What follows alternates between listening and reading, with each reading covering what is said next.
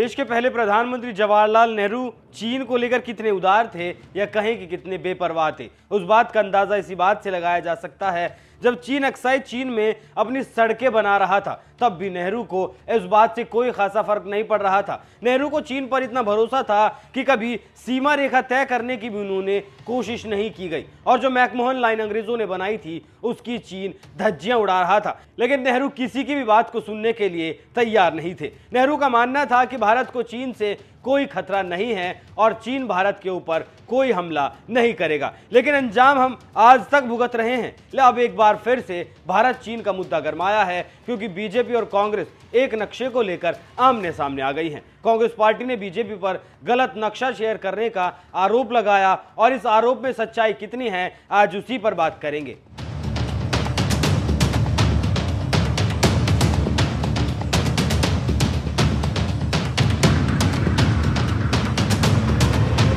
नमस्कार, NMF news देख रहे हैं आप, मैं हूं आपके साथ अभिषेक पुंडी। बीजेपी और कांग्रेस के बीच जुबानी जंग अब तेज हो चली है। ट्विटर वार छिड़ा है। कांग्रेस ने बीजेपी पर आरोप लगाया है, लेकिन बीजेपी ने कांग्रेस को आड़े हाथों ले लिया और पुराना इतिहास उसे याद दिलाने में जुट पड़ी। बीजेपी का कहना है कि ये नेहरू के कुकर्मों का ही नतीजा है। दरअसल कांग्रेस ने अपने ट्विटर हैंडल से एक वीडियो शेयर किया। उसमें दावा किया गया कि बीजेपी ने अपने एनिमेशन वीडियो में जम्मू कश्मीर का गलत नक्शा दिखाया है। आपको बता दें, ये जो वीडियो आप देख रहे हैं, ये वीडियो बीजेपी के ट्विटर हैंडल से शेयर किया गया था। उसके बाद कांग्रेस ने एक छोटा सा इस वीडियो से एक छोटा सा टुकड़ा निकालकर अपने ट्विटर पर पोस्ट किया। कांग्रेस का कहना है जब उसने इस मुद्दे को उठाया तो उसने बीजेपी ने वीडियो को एडिट कर दिया और दोबारा पोस्ट कर दिया। कांग्रेस ने इस गलती के लिए भाजपा से माफी मांगने की भी मांग की है। इसके जवाब में बीजेपी ने भी तुरंत जवाबी कार्रवाई की और सामने आई और कांग्रेस की बखिया को उधेड़ने लगी।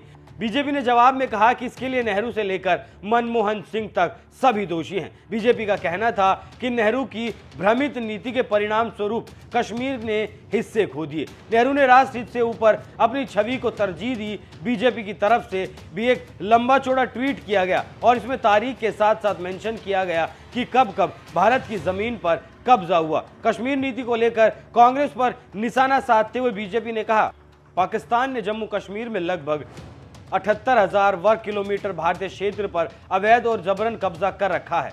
चीन ने भारतीय शासित केंद्र शासित प्रदेश जम्मू कश्मीर में लगभग 38,000 वर्ग किलोमीटर क्षेत्र पर अवैध कब्जा जारी रखा है। इसके अलावा 1963 के तथाकथित चीन पाकिस्तान सीमा समझौते के तहत पाकिस्तान ने अवैध रूप से पाकिस्तान अधिकृत कश्मीर में 5,180 वर्ग किलोमीटर भारतीय क्षेत्र चीन को सौंप दिया था। इतना ही नहीं, इसके साथ ही बीजेपी का यह भी कहना है कि 2014 के बाद से भारत ने एक भी इंच जमीन नहीं खोई। अगर ऐसा है भी तो भारत ने पहली बार चीन पर किसी भी आक्रामकता का इतनी उग्रता से जवाब दिया जो पहले कभी नहीं देखी गई। बीजेपी की तरफ से नेहरू पर लगाए गए ये आरोप कोई नई बात नहीं है। नेहरू पर इससे पहले भी तमाम बार चीन को लेकर आरोप लग चुके हैं। अब बीजेपी का कहना है कि जब हमारी क्षेत्रीय अखंडता से समझौता करने की बात हो तो कांग्रेस को नेहरू के कुकर्मों को स्वीकार करके इसकी शुरुआत करनी चाहिए। देश आज भी कांग्रेस के उन कुकर्मों की भयानक कीमत चुका रहा है जो नेहरू से शुरू होकर मनमोहन सिंह तक जारी रहे। ये सब बीजेपी के आरोप थे जो उसने अब लगाए हैं, लेकिन आज मैं आपको एक उदाहरण भी दूंगा जिससे बीजेपी के आरोपों को बल मिलता है। भारत चीन के रिश्तों को लेकर 2 किताब छपी हैं जिनमें पूर्व विदेश सचिव विजय गोखले और विदेश सेवा के पूर्व अधिकारी अवतार सिंह भसीन ने लिखा है। इन दोनों ही किताबों को, इन दोनों में ही भारत और चीन के रिश्तों पर विस्तार से चर्चा की गई है। इन किताबों के नाम है the long game, how China negotiate with India और नेहरू, तिब्बत एंड चाइना। भसीन और गोखले की इन दोनों ही किताबों में भारत और चीन के रिश्तों पर बेहद बारीकी से इसमें उकेरा गया है। भसीन ने अपनी किताब में बताया है कि वो चीन को यूएनएचआरसी में सदस्यता दिलवाने के लिए नेहरू जितने उतावले थे, लेकिन उसके साथ लगने वाली सीमा पर बात करने के लिए वो उतने ही ज्यादा बेपरवाह थे। दरअसल नेहरू समेत आजाद भारत के नेताओं को राजनीतिक अनुभव तो बहुत था, लेकिन अंतर्राष्ट्रीय कूटनीति के मामले में वो अभी उतने दक्ष या कहें परिपक्व नहीं थे, क्योंकि 2 सदियों से भारत की विदेश नीति तो उस उसका शासक ब्रिटेन तय कर रहा था। 1962 का जो युद्ध हुआ उसमें भारत को करारी हार झेलनी पड़ी थी। ये सब नेहरू की ही बेपरवाही का नतीजा था, क्योंकि नेहरू को हिंदी चीनी भाई भाई का नारा देते थे। उन्होंने कभी नहीं सोचा था कि चीन भारत पर हमला कर देगा। लेकिन 1960 में हुई बातचीत के बाद चीन ने मान लिया था कि बातचीत से अब काम नहीं चलेगा, क्योंकि उस वक्त चीन प्रस्ताव लेकर आया था, और जो चीन प्रस्ताव लेकर आया था उसे अगर आप सुनेंगे तो हैरान रह जाएंगे। चीन प्रस्ताव लेकर आया था कि वो अक्साई चीन को छोड़ देगा, बदले में भारत अरुणाचल प्रदेश को छोड़ दे, लेकिन यह होना मुमकिन नहीं था। गुस्साए चीन ने शुरू की युद्ध की तैयारी।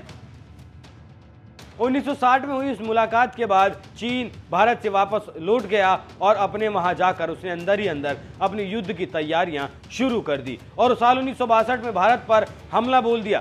चीन ने 20 अक्टूबर 1962 को नॉर्थ ईस्टर्न फ्रंटियर एजेंसी के पूर्वी और लद्दाख के पश्चिमी शोर पर बेहद सुनियोजित तरीके से हमला कर दिया। सिर्फ 3 दिनों में ही चीनी सेना नेफा को फतह करते हुए अक्साई चीन के बड़े इलाके पर कब्जा कर बैठी। फिर जो हुआ वो इतिहास है। नेहरू के विदेश नीति को बेहद ही ढुलमुल तरीके से लिया, इस बात के कई सबूत मिलते हैं, इस बात के ढेरों प्रमाण मिलते हैं। लेकिन 1962 में जो हुआ और उसके बाद जो हुआ वो नेहरू की नीतियों से पर्दा उठाने के लिए काफी है। तो कांग्रेस जो एक ज्ञान बांट रही है, उसे बांटने से पहले थोड़ा सा इतिहास के पन्नों को टटोल ले और फिर किसी भी तरह के आरोप लगाए। आप इस खबर पर क्या राय रखते हैं? अपनी राय हमें कमेंट कर जरूर बताएं। नमस्कार।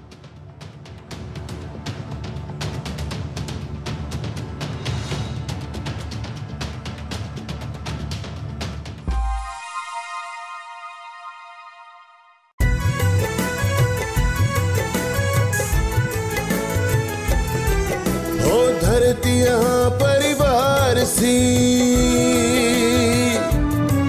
हो, धरती यहाँ परिवार सी, मैं गीत वहाँ के गाता हूँ, भारत का रहने वाला हूँ दुनिया।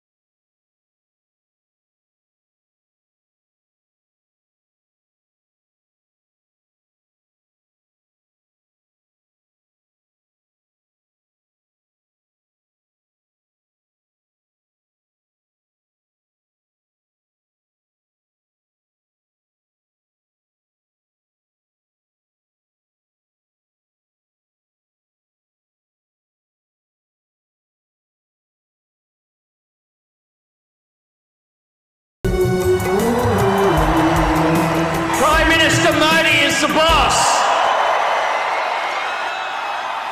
Bonjour, Prime Minister Modi.